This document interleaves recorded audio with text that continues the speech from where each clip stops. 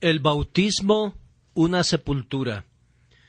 ¿O no sabéis que todos los que hemos sido bautizados en Cristo Jesús, hemos sido bautizados en su muerte? Porque somos sepultados juntamente con Él para muerte por el bautismo, a fin de que como Cristo resucitó de los muertos para la gloria del Padre, así también nosotros andemos en vida nueva. Romanos 6, 3, 4. No me voy a involucrar en controversias surgidas de este texto, pues en relación a él, algunas personas han debatido sobre el bautismo infantil o el bautismo de los creyentes, inmersión o aspersión. Si hay algunos que puedan ofrecer una interpretación de este texto que sea constructiva y consistente, desde una perspectiva diferente de la que entiende que la inmersión de los creyentes constituye el bautismo cristiano, me gustaría ver cómo lo hacen. Yo soy absolutamente incapaz de realizar tal hazaña, y ni siquiera me puedo imaginar cómo lograrlo. Me basta con aceptar el punto de vista que el bautismo simboliza la sepultura de los creyentes en el agua en el nombre del Señor, y desde esa perspectiva voy a interpretar el texto. Si otros tienen otra perspectiva, al menos puede interesarles saber lo que nosotros entendemos acerca del significado del rito del bautismo, y espero que no dejen de reflexionar sobre el sentido espiritual simplemente porque difieren de nosotros en cuanto al signo externo. Después de todo, el emblema visible no es la materia más destacada del texto. Que el Espíritu Santo nos ayude a discernir la enseñanza esencial. No creo que Pablo diga que si personas indignas tales como los incrédulos y los hipócritas y los engañadores son bautizados, en la muerte de nuestro Señor son bautizados. Pablo dice, todos los que hemos sido, contándose él mismo con el resto de los hijos de Dios. Él se refiere a los que están calificados para el bautismo y se acercan a él con sus corazones cambiados. Pablo dice de ellos, ¿o no sabéis que todos los que hemos sido bautizados en Cristo Jesús, hemos sido bautizados en su muerte? Pablo ni siquiera pretende decir que quienes han sido bautizados adecuadamente han percibido la totalidad de su significado espiritual, pues si así fuera, no hubiera sido necesaria la pregunta ¿o no sabéis? Parecería que algunos habían sido bautizados sin entender claramente el significado de su propio bautismo. Tenían fe y un poco del suficiente conocimiento para calificarlos para el bautismo, pero no habían sido instruidos adecuadamente en la enseñanza del bautismo. Tal vez ellos sólo veían en el bautismo el aspecto del lavamiento, pero no habían discernido todavía el aspecto de la sepultura.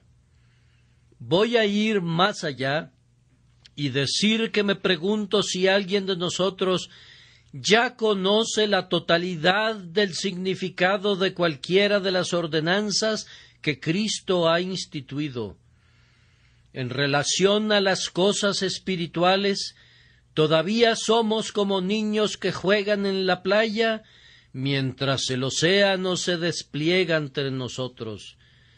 En el mejor de los casos, nos adentramos hasta los tobillos, como nuestros niños lo hacen en las playas. Muy pocos de nosotros estamos aprendiendo a nadar, pero únicamente lo hacemos donde podemos tocar el fondo sin problemas. ¿Quién de nosotros se ha alejado hasta perder de vista la playa, nadando en el Atlántico del amor divino, donde una verdad insondable se extiende abajo y el infinito lo rodea todo? Oh, que Dios nos enseñe cada día más acerca de lo que ya conocemos en parte, y que la verdad que hasta ahora hemos percibido vagamente venga a nosotros de una manera más clara y más brillante, hasta que veamos todo a la limpia luz del sol. Esto sólo se puede dar conforme nuestro carácter se vuelva más claro y más puro, pues vemos según lo que somos, y como es el ojo, así es lo que ve. Sólo el puro corazón puede ver a un Dios puro y santo. Seremos semejantes a Jesús cuando lo veamos como es, y ciertamente nunca lo veremos como es hasta que no seamos semejantes a Él. En relación a las cosas celestiales, vemos en la medida de lo que tenemos dentro de nosotros. Quien ha comido espiritualmente la carne y la sangre de Cristo es quien puede ver esto en la Sagrada Cena, y quien ha sido bautizado en Cristo ve a Cristo en el bautismo. Al que tiene se le dará y tendrá en abundancia. El bautismo declara la muerte, la sepultura y la resurrección de Cristo y nuestra participación en Él. Hay dos aspectos en su enseñanza. Primero, piensen en nuestra unión representativa con Cristo, de tal forma que cuando murió y fue sepultado, fue a nombre nuestro, y así fuimos sepultados con Él. Esto les dará la enseñanza del bautismo en la medida que declara un credo. Declaramos por medio del bautismo que creemos en la muerte de Jesús y deseamos participar de todo su mérito. Pero hay otro asunto igualmente importante, y es nuestra unión realizada con Cristo, que es declarada por medio del bautismo no tanto como una doctrina de nuestro credo, sino más bien como materia de nuestra experiencia. Hay una manera de morir, de ser sepultado, de resucitar y de vivir en Cristo que debe mostrarse en cada uno de nosotros si en verdad somos miembros del cuerpo de Cristo. Entonces, en primer lugar, quiero que piensen en nuestra unión representativa con Cristo, que es presentada en el bautismo como una verdad que debemos creer. Nuestro Señor Jesús es el sustituto de su pueblo, y cuando murió, lo hizo a nombre de su pueblo y en lugar suyo. La grandiosa doctrina de nuestra justificación tiene su sustento en esto, que Cristo llevó nuestros pecados, tomó el lugar que nos correspondía, y como nuestra garantía, sufrió y sangró y murió, presentando de esta manera a nombre nuestro un sacrificio por el pecado. Debemos verlo no como una persona privada, sino como nuestro representante.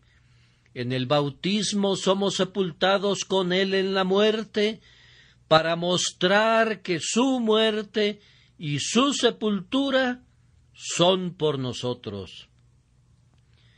El bautismo como una sepultura con Cristo significa, en primer lugar, aceptar que la muerte y la sepultura de Cristo son por nosotros. Hagamos eso en este mismo momento de todo corazón. ¿Qué otra esperanza tenemos? cuando nuestro divino Señor descendió de las alturas de la gloria y se hizo hombre, se hizo uno contigo y conmigo, y siendo encontrado a semejanza del hombre, complació al Padre poner el pecado sobre él, tus pecados y los míos. ¿No aceptas esa verdad, estando de acuerdo que el Señor Jesús debe ser quien lleve tu culpa y debe ser quien te represente ante Dios? Cada uno de ustedes diga, amén, amén.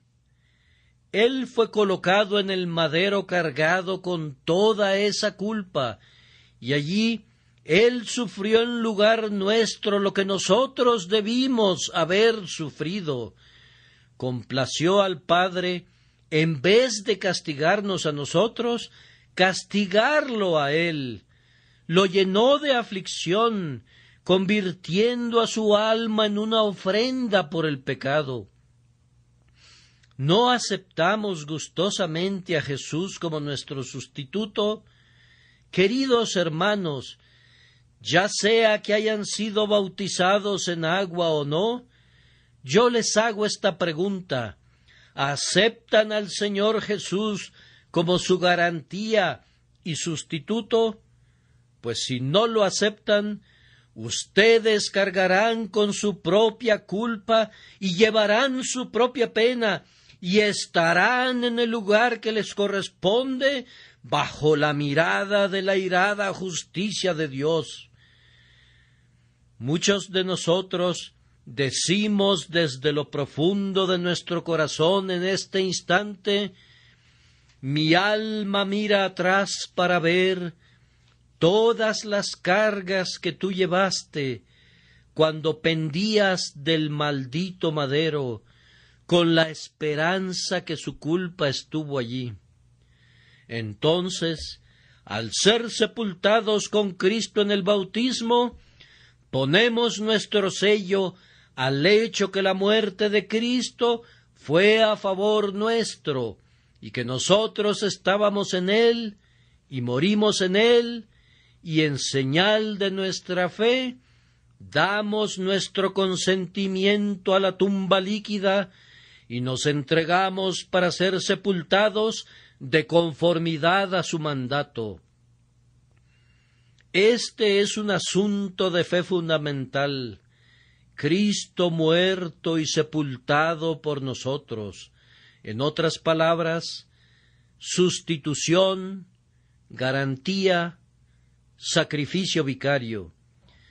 Su muerte es la base de nuestra confianza. No somos bautizados en su ejemplo o en su vida, sino en su muerte.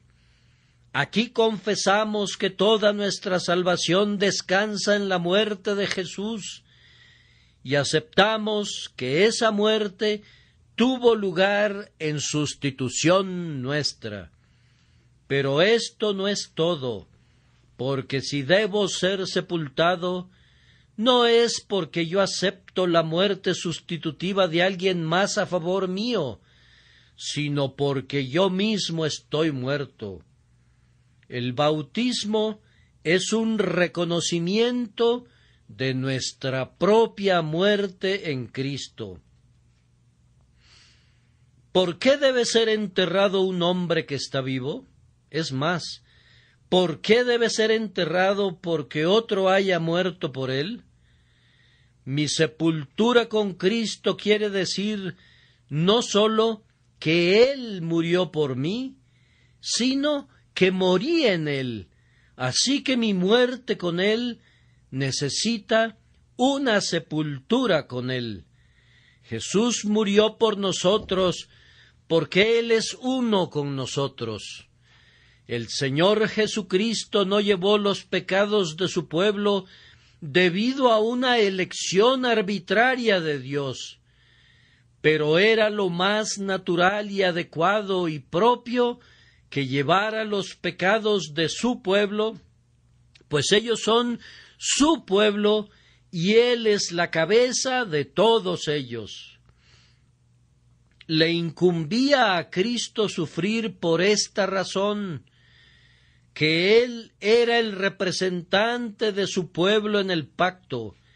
Él es la cabeza del cuerpo, la Iglesia, y si los miembros pecaron, era necesario que la cabeza, aunque no hubiera pecado, sufriera la consecuencia de los actos del cuerpo.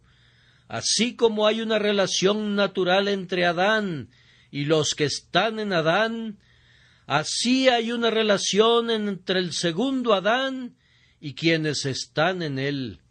Yo acepto que lo que hizo el primer Adán es también mi pecado. Algunos de ustedes pueden tener problemas con eso y con toda la dispensación del pacto, pero puesto que Dios así lo quiso y yo siento su efecto, no veo ningún caso en oponerme. Así como acepto el pecado del padre Adán y siento que he pecado en él, así también acepto con intenso gozo la muerte y el sacrificio de expiación de mi segundo Adán, y me da júbilo que en él he muerto y he resucitado. Viví, morí, guardé la ley, y la justicia quedó satisfecha en mi cabeza del pacto. Permítanme ser sepultado en el bautismo para poder mostrar a quienes me rodean que creo haber sido uno con mi Señor en su muerte y en su sepultura por el pecado. Mira esto, oh Hijo de Dios, y no tengas ningún miedo. Estas son grandiosas verdades, pero son ciertas y consoladoras. Te estás adentrando ahora en medio de las grandes olas del océano Atlántico, pero no tengas miedo. Date cuenta del efecto santificante de esta verdad. Suponte que un hombre hubiera sido condenado a muerte a causa de un gran crimen. Supón también que ya ha muerto por ese crimen, y ahora, por una maravillosa obra de Dios, después de haber muerto, ha recibido una nueva vida. Regresa nuevamente de los muertos para convivir en medio de los hombres. ¿Y cuál debería ser el estado de su mente en relación a su ofensa?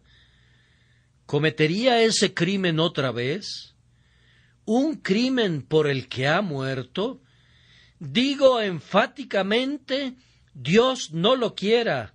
Más bien diría, he probado la amargura de este pecado y he sido milagrosamente levantado de la muerte que trajo sobre mí y he recibido una nueva vida.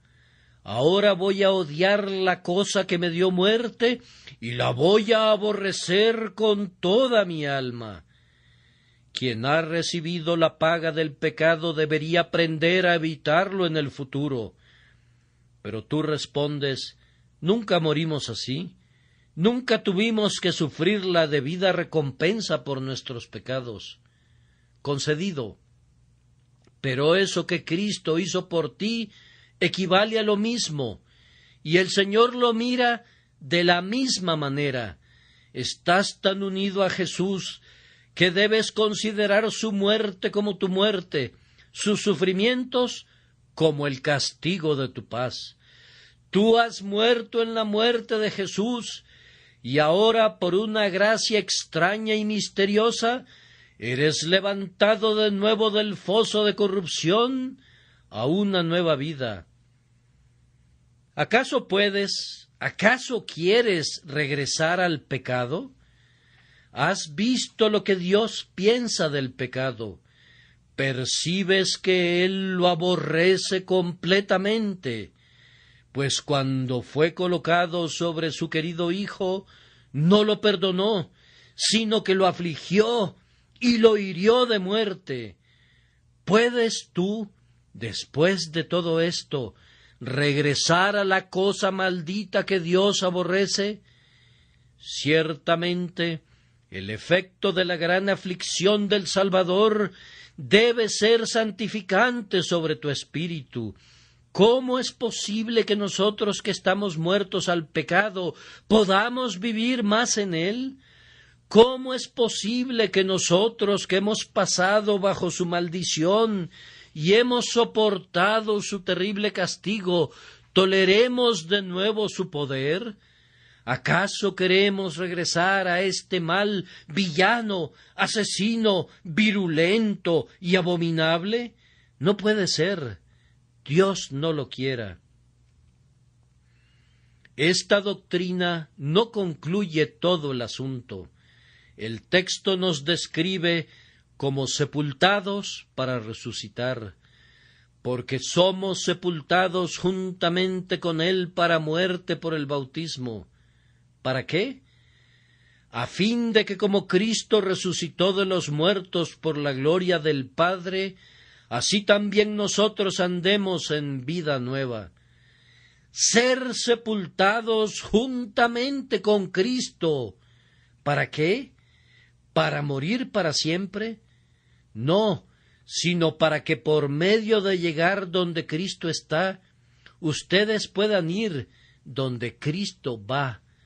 Mírenlo entonces. Primero va al sepulcro, pero después sale del sepulcro, pues cuando vino la mañana del tercer día, Él se levantó. Si ustedes son uno con Cristo, deben ser uno con Él en todo, deben ser uno con Él en su muerte y uno con Él en su sepultura. Entonces serán uno con Él en su resurrección. ¿Soy un hombre muerto ahora? No, bendito sea su nombre. Está escrito, porque yo vivo, vosotros también viviréis. Cierto, yo estoy muerto en un sentido. Vuestra vida está escondida con Cristo en Dios. ¿Y quién puede estar absolutamente muerto si tiene una vida escondida? No, puesto que soy uno con Cristo, yo soy lo que Cristo es. Como Él es un Cristo vivo, yo soy un espíritu vivo. Cuán glorioso es haber sido levantado de los muertos, porque Cristo nos ha dado la vida. Nuestra vieja vida legal nos ha sido quitada por la sentencia de la ley, y la ley nos considera muertos. Pero ahora hemos recibido una nueva vida, una vida después de la muerte, vida de resurrección en Cristo Jesús. La vida del cristiano es la vida de Cristo. La nuestra no es la vida de la primera creación, sino de la nueva creación después de haber muerto. Ahora vivimos una nueva vida, vivos para ser santos y justos y tener gozo en el Espíritu de Dios. La vida de la carne es un estorbo para nosotros. Nuestra energía está en su espíritu. En el sentido más elevado y mejor, nuestra vida es espiritual y celestial. Esta es también una doctrina que debemos sostener firmemente. Quiero que vean la fuerza de esto, pues quiero alcanzar resultados prácticos esta mañana. Si Dios nos ha dado enteramente a ustedes y a mí una nueva vida en Cristo, ¿cómo puede gastarse esa nueva vida a la manera de la vieja vida? ¿Vivirá el hombre espiritual como vive el carnal? ¿Cómo es posible que ustedes, que fueron los siervos del pecado, pero que han recibido la libertad por medio de la sangre preciosa, regresen a su vieja esclavitud? Cuando estaban en la vida del viejo Adán, vivían en el pecado y lo amaban, pero han estado muertos y sepultados y han salido para nueva vida. ¿Acaso puede suceder que regresen a los elementos miserables de los cuales el Señor los ha rescatado? Si viven en pecado, entonces su profesión es falsa, pues ustedes profesan estar vivos para Dios. si caminan en la lascivia, estarán pisoteando las benditas doctrinas de la palabra de Dios, pues éstas conducen a la santidad y a la pureza. Hacen que el cristianismo se convierta en objeto de burla y proverbio. Sí, después de todo, ustedes que han sido revividos de su muerte espiritual, exhiben una conducta que no es mejor que la vida de los hombres ordinarios y apenas un poco mejor de lo que antes era su vida. Todos los que se han bautizado han declarado al mundo: hemos muerto al mundo y hemos venido a una nueva vida. Nuestros deseos carnales a partir de este momento deben considerarse como muertos, pues ahora vivimos de conformidad a un orden nuevo de cosas. El Espíritu Santo ha formado en nosotros una nueva naturaleza, y aunque estamos en el mundo, no pertenecemos a él, pues somos hombres renovados, creados en Cristo Jesús. Esta es la doctrina que nosotros declaramos a toda la humanidad: que Cristo murió y se levantó de nuevo, y que su pueblo murió y se levantó de nuevo en él. De esta doctrina surge la muerte al pecado y la vida para Dios, y en cada acción y en todo momento deseamos que nuestras vidas sean una enseñanza para todos los que nos ven. Hasta aquí en cuanto a la doctrina. ¿Acaso no es preciosa? Oh, si ustedes fueran ciertamente uno con Cristo, ¿los podría encontrar el mundo contaminándose a ustedes mismos? ¿Podrían ser los miembros de una generosa cabeza llena de gracia, ambiciosos e insaciables?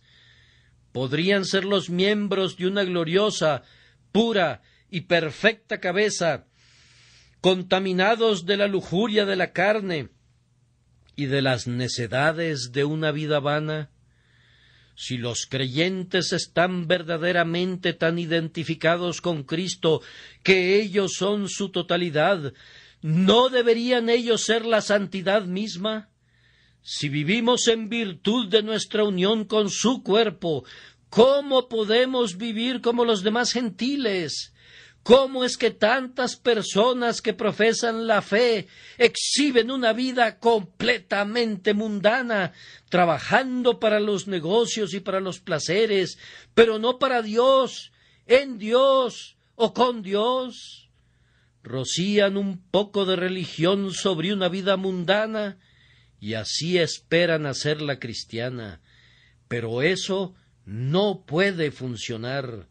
Estoy obligado a vivir como Cristo hubiera vivido bajo mis circunstancias, en mi recámara privada o en mi púlpito público. Estoy obligado a hacer lo que Cristo hubiera sido en un caso semejante. Estoy obligado a demostrar a los hombres que la unión con Cristo no es una ficción o un sentimiento fanático, sino más bien que estamos influenciados por los mismos principios y guiados por los mismos motivos. El bautismo es así un credo que tiene forma, y pueden leer esto en estas palabras: sepultados con él en el bautismo, en el cual fuisteis también resucitados con él, mediante la fe en el poder de Dios que le levantó de los muertos. En segundo lugar, una unión realizada con Cristo es también declarada en el bautismo, y esto es más bien un asunto de experiencia más que de doctrina. Primero, hay muerte, como un asunto de experiencia real en el verdadero creyente. ¿O no sabéis que todos los que hemos sido bautizados en Cristo Jesús hemos sido bautizados en su muerte? Es contrario a toda ley sepultar a quienes todavía están vivos. Hasta que no mueran, los hombres no pueden tener ningún derecho a ser sepultados. Muy bien, entonces, el cristiano está muerto. Muerto, en primer lugar, al dominio del pecado. Antes, siempre que el pecado lo llamaba, él respondía: heme aquí, pues me has llamado. El pecado gobernaba sus miembros, y si el pecado decía: haz esto, él lo hacía, como los soldados obedientes a su centurión, pues el pecado gobernaba sobre todas las partes de su naturaleza y ejercía una suprema tiranía sobre él. La gracia ha cambiado todo eso. Cuando somos convertidos, morimos al dominio del pecado. Si el pecado nos llama ahora, rehusamos responder a ese llamado, pues estamos muertos.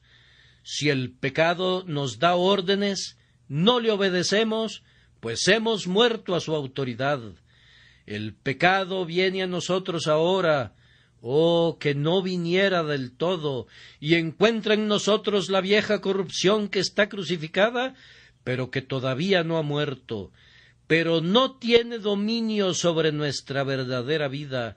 Bendito sea Dios, el pecado no puede reinar sobre nosotros, aunque puede asaltarnos y hacernos daño, porque el pecado no se enseñoreará de vosotros, pues no estáis bajo la ley, sino bajo la gracia. Pecamos, pero presentando batalla. Con cuánta aflicción miramos nuestras transgresiones pasadas, con cuánta sinceridad tratamos de evitarlas.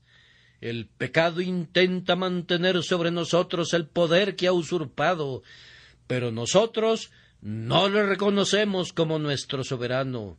El mal entra en nosotros ahora como un intruso y como un extraño, y genera una triste desolación, pero no se queda sentado en el trono. Es un forastero, y ahora es despreciado, y ya no recibe ningún honor, ni produce deleite. Estamos muertos al poder soberano del pecado. El creyente está muerto al deseo de tal poder si ha sido sepultado espiritualmente con Cristo. ¿Cómo, dices tú? ¿Acaso los hombres piadosos no tienen deseos pecaminosos? ¡Ay, sí los tienen! La vieja naturaleza que hay en ellos suspira por el pecado, pero el hombre verdadero, el ego real, desea ser purgado de toda mancha o rastro de mal.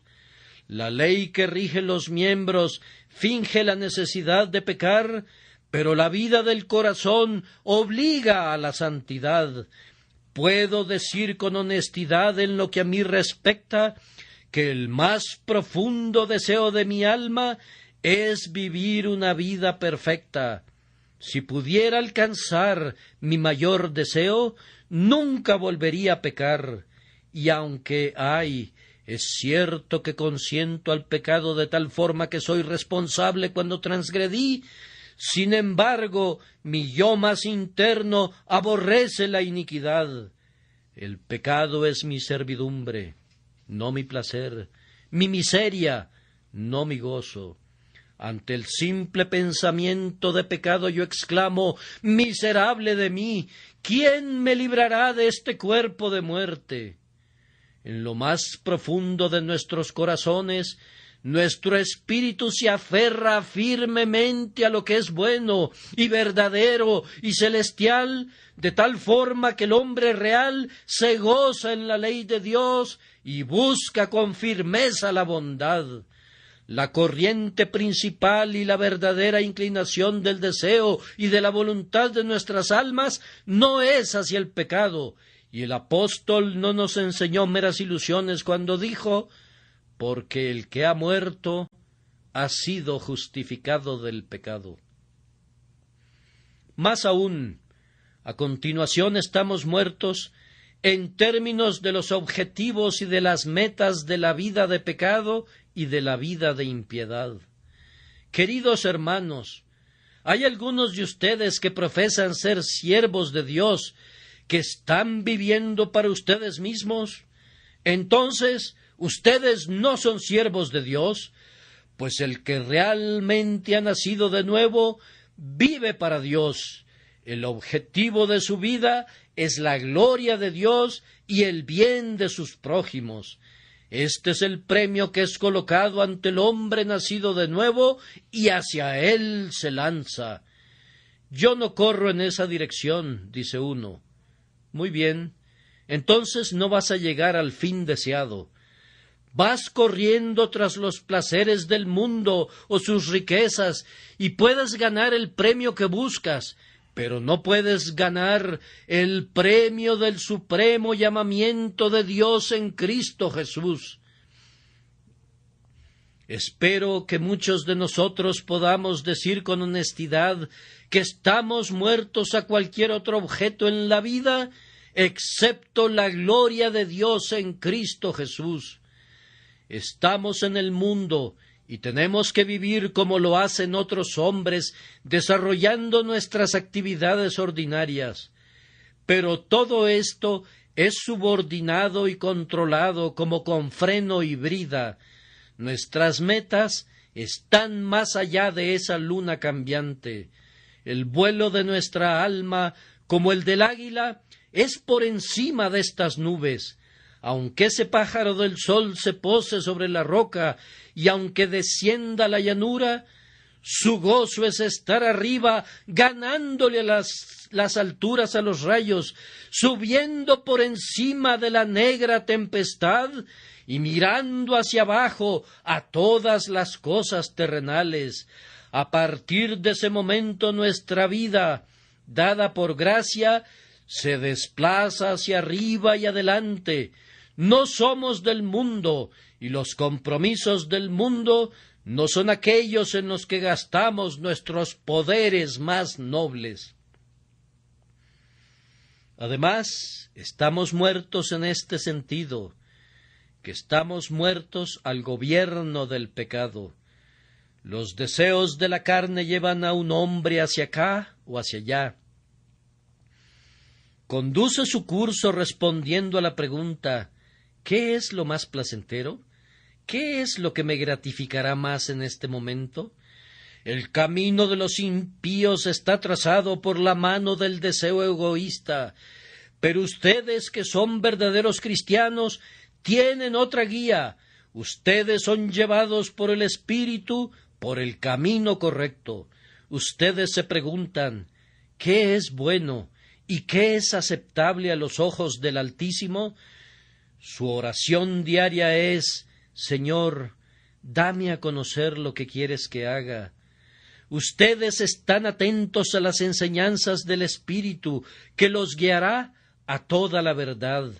Pero ustedes están sordos, sí, muertos a los dogmas de la sabiduría de la carne, las objeciones de la filosofía, los errores de la orgullosa sabiduría humana.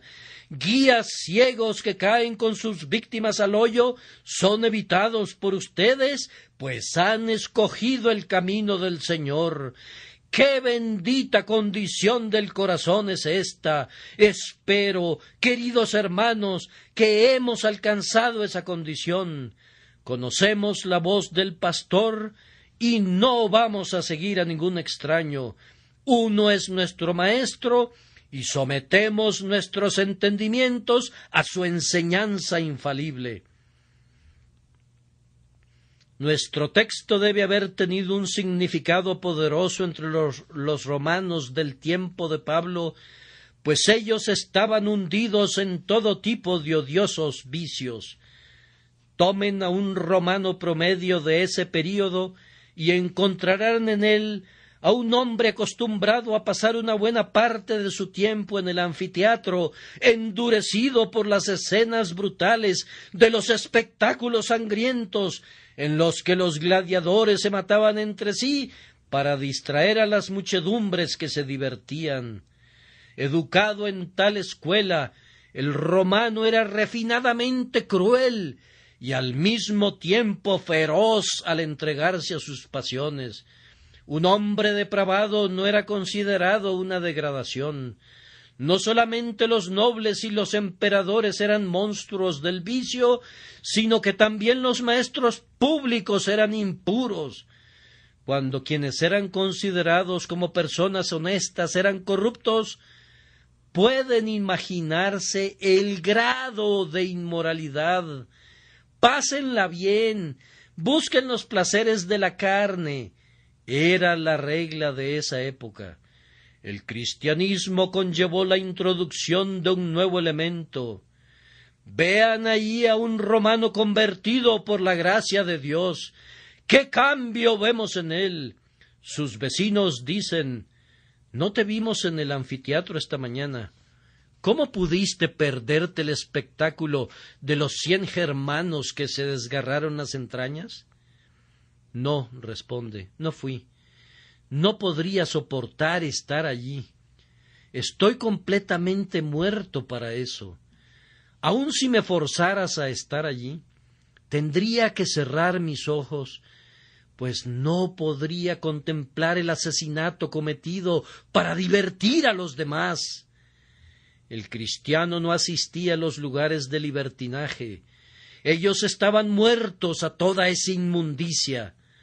Las modas y las costumbres de esa época eran de tal naturaleza que los cristianos no podían estar de acuerdo con ellas, así que se murieron para la sociedad. Los cristianos no solamente se limitaban a no pecar en público, sino que hablaban de él con horror, y sus vidas lo reprobaban. Las cosas que la multitud consideraba agradables y a las que se refería con mucha motivación no daban ningún consuelo al seguidor de Jesús, pues estaba muerto a esos males. Esta es nuestra solemne profesión cuando pasamos al frente para ser bautizados. Decimos con hechos que son más explícitos que las palabras que estamos muertos a todas esas cosas que son el deleite de los pecadores y que queremos darlo a conocer. El siguiente pensamiento en el bautismo es la sepultura. La muerte llega primero y luego sigue la sepultura. Ahora, hermanos, ¿qué es la sepultura? La sepultura es, antes que nada, el sello de la muerte, es el certificado de defunción. «¿Fulano de tal ya murió?», pregunta alguien. Otro responde: «Querido amigo, fue sepultado hace 1 año». Ya no preguntas más acerca de un muerto cuando sabes que ha sido sepultado. Ha habido muchos casos de personas que han sido enterradas vivas, y me temo que esto también ocurre con triste frecuencia en el bautismo, pero esa no es la norma ni es lo natural. Me temo que muchos han sido enterrados vivos en el bautismo y por lo tanto se han levantado y han salido del sepulcro tal como eran antes. Pero si la sepultura es verdadera, es un certificado de muerte. Si puedo decir en verdad: «Fui sepultado con Cristo hace 30 años», seguramente que estoy muerto. Ciertamente el mundo pensaba así, pues no mucho tiempo después de haber sido sepultado con Jesús, comencé a predicar su nombre, y para entonces el mundo me consideraba enajenado y decían: «apesta». Comenzaron a hablar mal del predicador en todos sentidos, pero mientras más apestaba en sus narices, yo me sentía mejor, pues de esa manera estaba completamente seguro que yo estaba realmente muerto para el mundo. Es bueno que el cristiano resulte ofensivo para el hombre impío. Miren cómo nuestro Señor apestaba en la estima de los impíos cuando exclamaban: «¡Fuera! ¡Fuera! ¡Crucifícale!», aunque ninguna corrupción podía ni siquiera acercarse a su cuerpo bendito. Sin embargo, su carácter perfecto no fue saboreado por esa perversa generación. Por tanto, debe haber en nosotros muerte al mundo, conjuntamente con algunos de los efectos de la muerte, o de lo contrario, nuestro bautismo es nulo. Así como la sepultura es el certificado de muerte, así la sepultura con Cristo es el sello de nuestra mortificación al mundo. Seguidamente, la sepultura es la manifestación de la muerte. Cuando el hombre está dentro de una habitación, los que pasan no saben que está muerto, pero cuando se llevan a cabo los funerales y lo llevan a través de las calles, todo el mundo sabe que está muerto. Eso es lo que el bautismo debe ser. La muerte del creyente al pecado es al principio un secreto, pero por medio de una confesión abierta, él invita a todos los hombres para que sepan que está muerto con Cristo. El bautismo es el rito funeral por medio del cual la muerte al pecado es declarada abiertamente ante todos los hombres. A continuación, la sepultura es la separación de la muerte. El muerto ya no se queda en la casa, sino que es colocado aparte como alguien que deja de ser contado entre los vivos. Un cadáver no es una compañía bienvenida. Aun el objeto más amado, después de un poco, ya no puede ser tolerado cuando la muerte ha hecho su trabajo en él. Aun Abraham, que había estado por tanto tiempo unido a Sara, dice: «Sepultaré a mi muerta delante de mí». Así es el creyente cuando su muerte al mundo es plenamente conocida.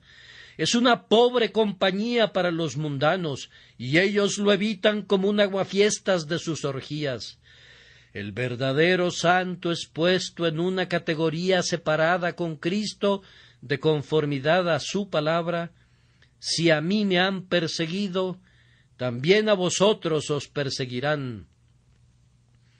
El santo es depositado en la misma tumba que su Señor, pues como Él estuvo, así estamos nosotros en este mundo. Está encerrado por el mundo en el único cementerio de los fieles, si puedo llamarlo así, donde todos los que están en Cristo están completamente muertos al mundo, con un epitafio para todos ellos: porque habéis muerto y vuestra vida está escondida con Cristo en Dios. Y la tumba es el lugar, no encuentro la palabra apropiada, de la irrevocabilidad de la muerte, pues cuando un hombre muere y es enterrado, no esperas verlo regresar a casa nunca.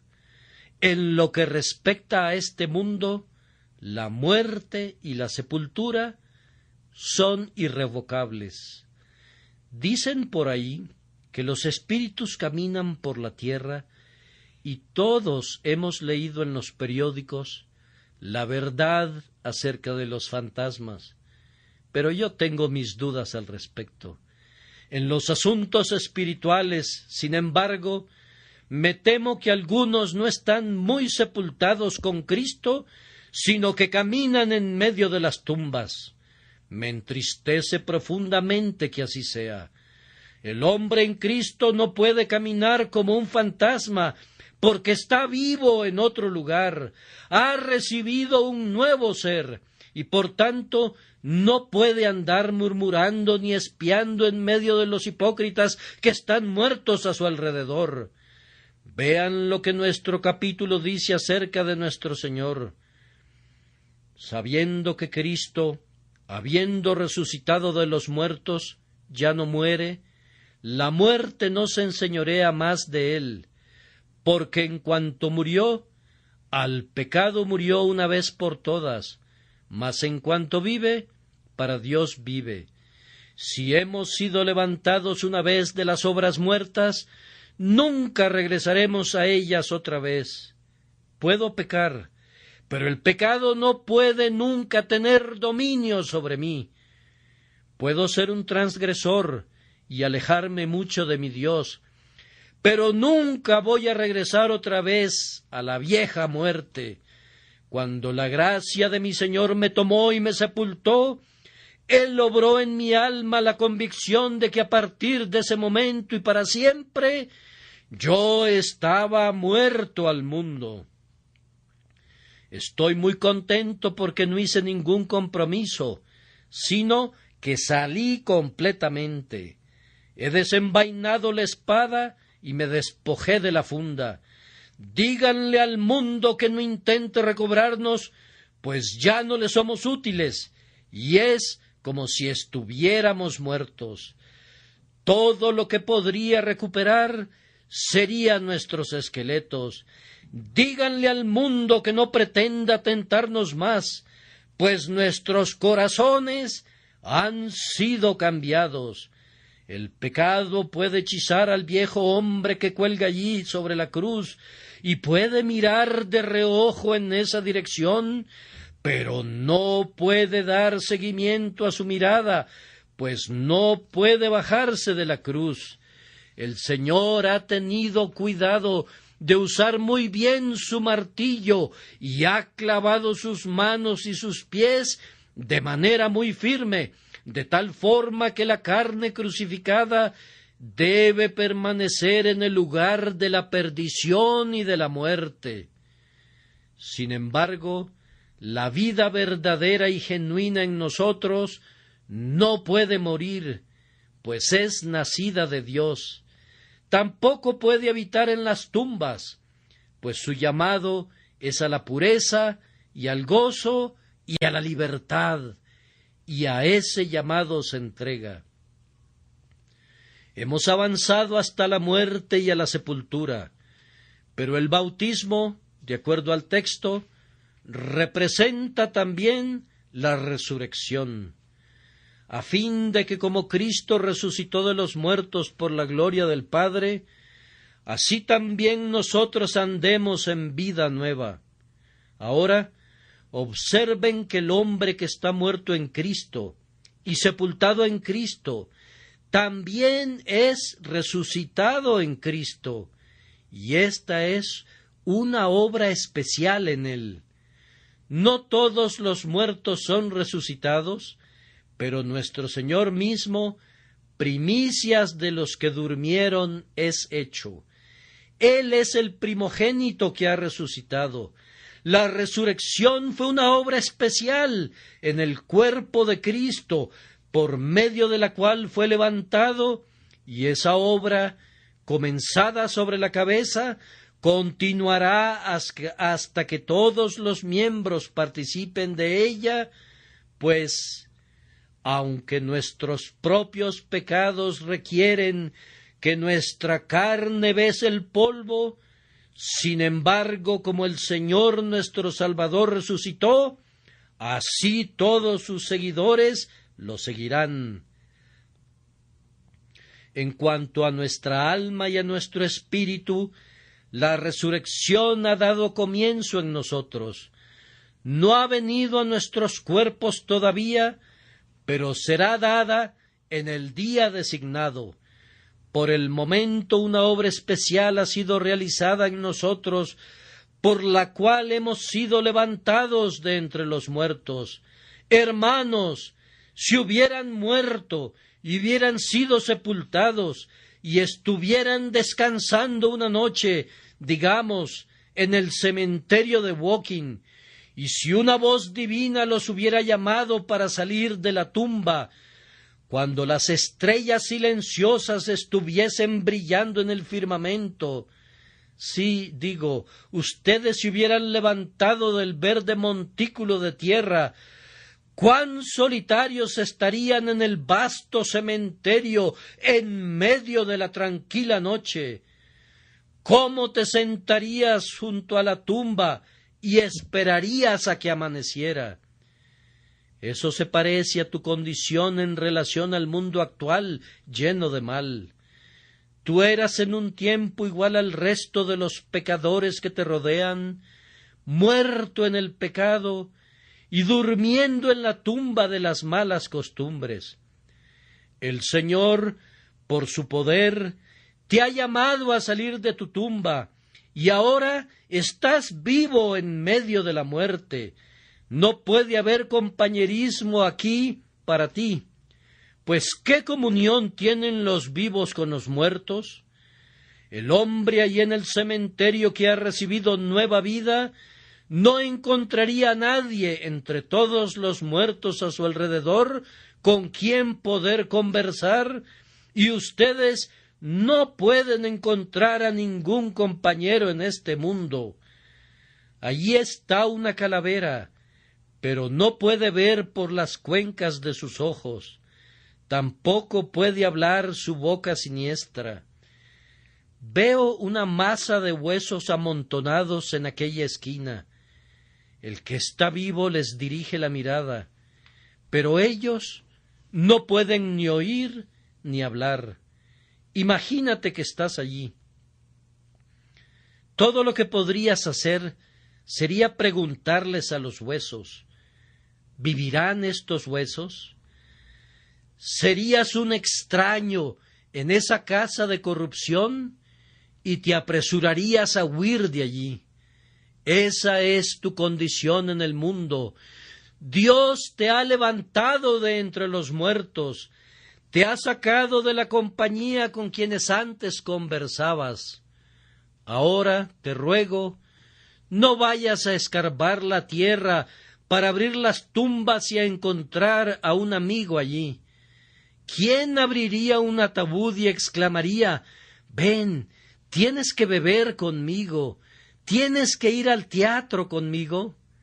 No, nos aterra la idea de asociarnos con la muerte, y tiemblo cuando veo a un hombre que profesa la fe tratando de tener comunión con los hombres del mundo.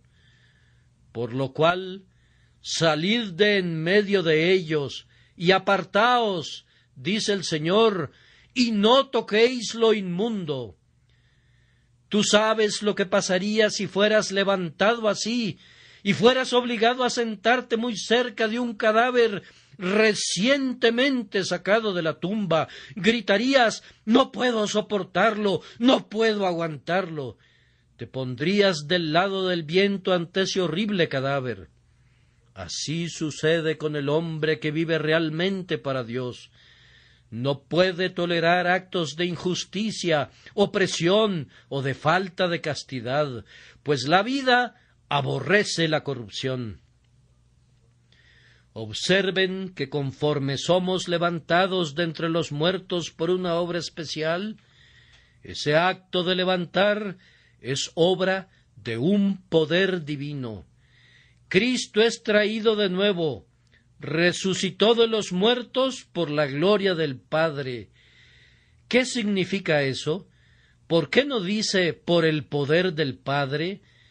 Ah, mis queridos hermanos, gloria es una palabra más grandiosa, pues todos los atributos de Dios son desplegados en toda su solemne pompa en la resurrección de Cristo de los muertos.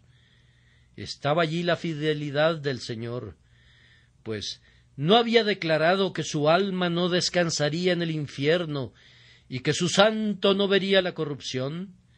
¿Acaso no se vio allí el amor del Padre? Estoy seguro que fue un deleite para el corazón de Dios devolver la vida al cuerpo de su querido Hijo, y así, cuando tú y yo seamos levantados de nuestra muerte en pecado, no es simplemente el poder de Dios, no es meramente la sabiduría de Dios, los atributos que pueden verse, es la gloria del Padre. Oh, pensar que cada hijo de Dios que ha recibido nueva vida, la ha recibido por la gloria del Padre.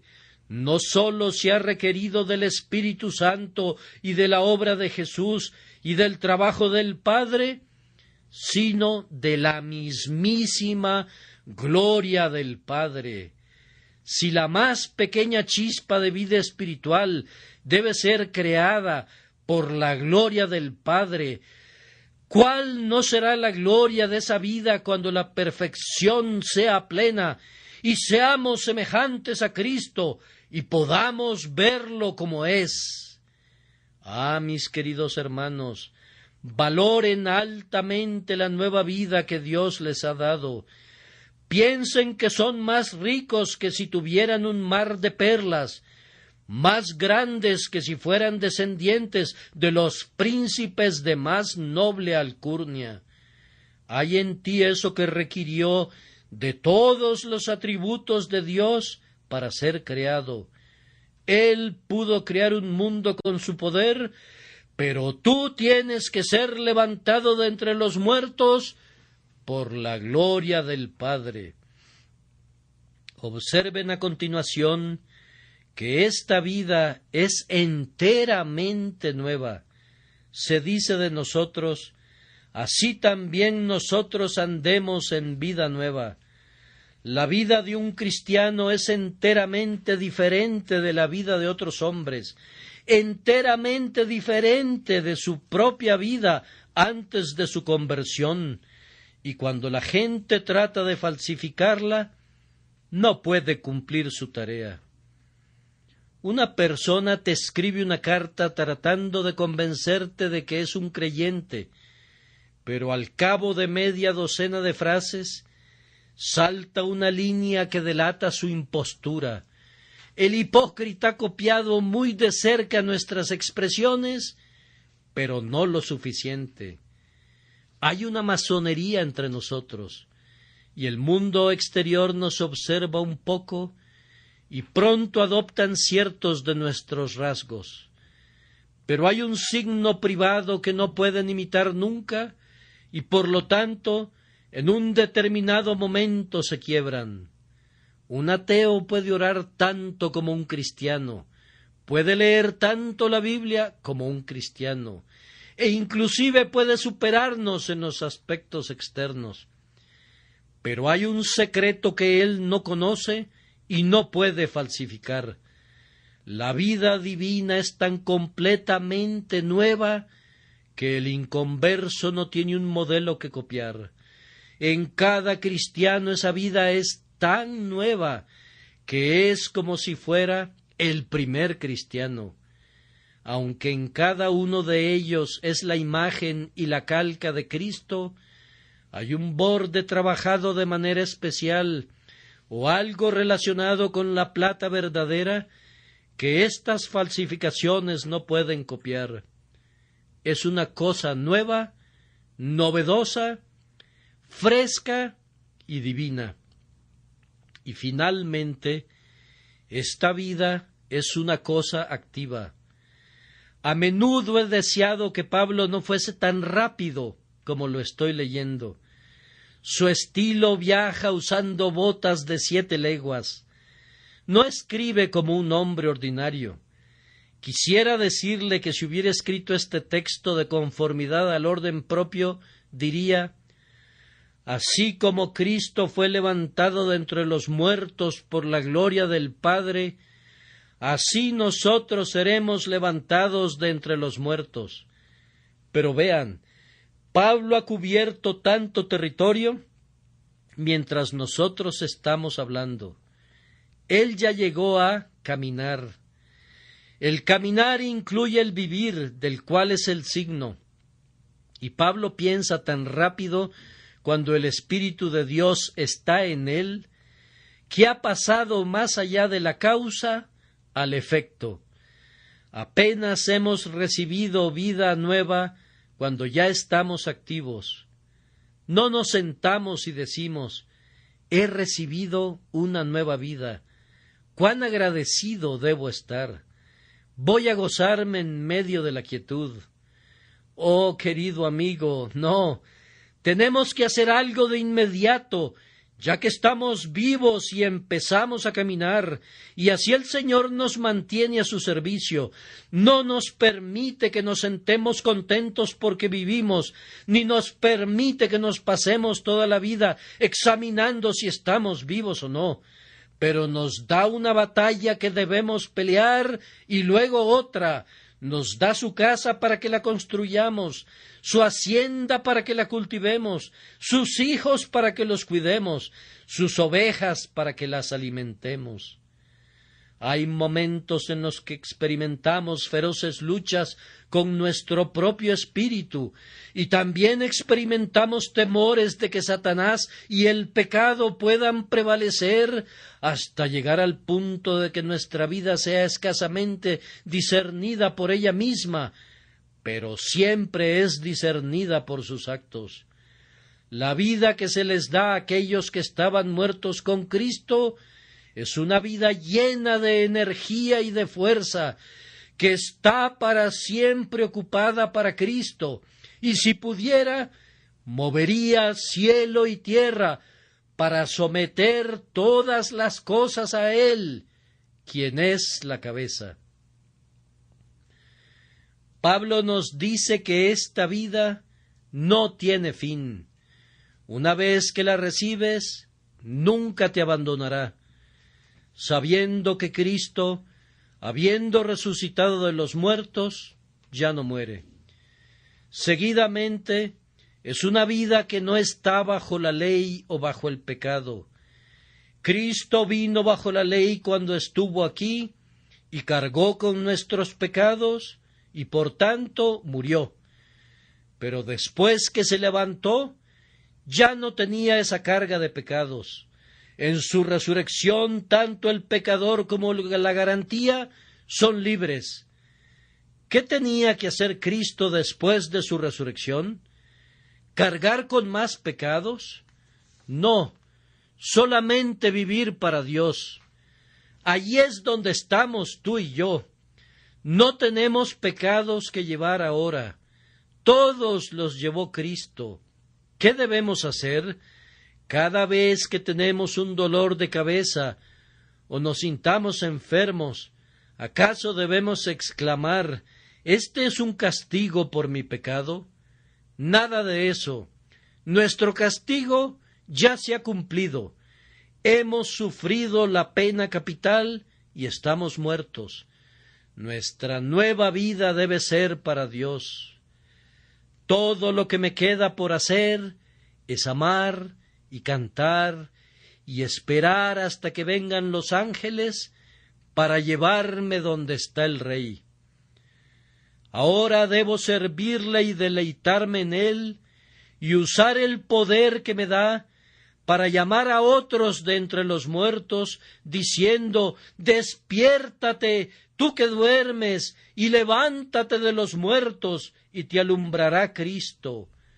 No iré de regreso a la tumba de la muerte espiritual, ni me vestiré con el sudario del pecado, pero por la gracia divina voy a creer en Jesús y voy a ir de fuerza en fuerza, no bajo la ley, ni temiendo el infierno, ni esperando acumular méritos para el cielo, sino como una nueva criatura, amando porque soy amado, viviendo para Cristo porque Cristo vive en mí, gozándome en la gloriosa esperanza de lo que está por ser revelado en virtud de mi unidad con Cristo. Pobre pecador, tú no sabes nada acerca de esta muerte y esta sepultura, y nunca lo sabrás hasta que no tengas el poder de convertirte en hijo de Dios, y que Él da a todos los que creen en su nombre. Cree en su nombre, y es todo tuyo. Amén y amén.